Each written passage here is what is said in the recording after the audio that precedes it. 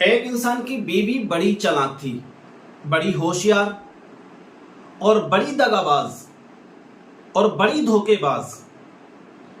پل بھر میں چیزوں کو چٹ کر جاتی۔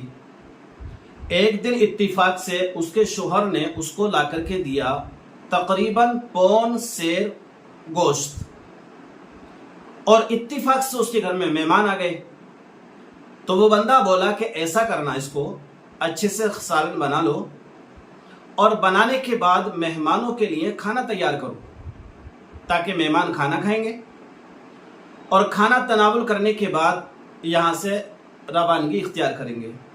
مہمان گھر میں آئے ہوئے ہیں، لیکن بیوی کی کوالٹی میں نے آپ کو بتائی دی ہے کہ بڑی چالاک، بڑی ہوشیار، بڑی مکار اور بڑی دغاباز، بڑی دھوکے باز، اور مکاری کی تو اس میں کوٹ کوٹ کر بھری ہوئی تھی۔ مکاری کی تو ماں تھی وہ۔ اب جب گھر پہ مہمان آئے تو بھیا منہ پھول گیا، آنکھیں کے اوپر جو بھویاں ہوتی ہیں چڑھ گئی۔ اب کیسے بچا جائے؟ کھانا تیار کرنا پڑے گا۔ بڑی پریشانی، کیونکہ آج بھی گھروں میں کچھ عورتوں کو مہمان آنے کے بعد میں پریشانی ہوتی ہے۔ اس کو بھی پریشانی ہوئی کہ اب میں کیا کروں گی، کیسے کھانا بناؤں گی، اتنے سارے لوگوں کا میں کیسے انتظام کروں گی۔ بہت ساری ٹینشن اس کو ہو گئی۔ اس نے کیا کیا، گوشت بھونا، اچھے انداز میں بھونا، اور ایک طرف کو بیٹھ کے اس میں سے اچھا کھا گئی، اور جو بچا اس کو پھینک دیا، اور نخرے کر کے پلنگ پہ بیٹھ گئی۔ اس کا شوہر آیا تھوڑی دیر کے بعد، پوچھا بھائی کھانا تیار ہو گیا؟ بولے کھانا؟ کیسا کھانا اور کون سا کھانا اور کیسے تیار کرتی میں کھانا؟ بولے بھائی میں نے تم کو گوشت لا کر دیا ہے، آپ نے کھانا تیار نہیں کیا، گھر میں مہمان آ کے بیٹھے ہوئے ہیں۔ بولے گوشت آپ نے لا کے دیا تھا، لیکن گوشت تو بلی کھا گئی۔ گھر کے اندر ایک اتفاق سے بلی پل رہی تھی۔ بولے بلی کھا گئی تو نے بتایا کیوں نہیں؟ بولے میں بتاتی کہاں سے، میں تمہارا انتظار کر رہی تھی کہ تم آؤ گے تو میں آپ کو بتاؤں گی۔ اتفاق ایسا ہوا، اس نے غصے میں آ کے اس کے شوہر نے کہا کہ بلی کو پکڑو اور ترازو لے کے آؤ۔